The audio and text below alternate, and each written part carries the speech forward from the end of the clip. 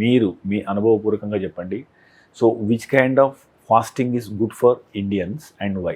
అంటే ఈ మధ్యకాలం మీరు చాలా ఉంటారు, కీటో డైట్ అని, ఈ డైట్ అని, ఆ డైట్ అన్నారు. అన్నిటికీ యాక్చువల్గా అంత స్ట్రాంగ్ ఎవిడెన్స్ లేదు. బట్ ఎవిడెన్స్ దేనికి ఉంది అంటే కనుక certain amount of fasting is good for our body. Fasting ఎందుకు ఇంపార్టెంట్ అంటే కనుక fasting is a time when body will repair.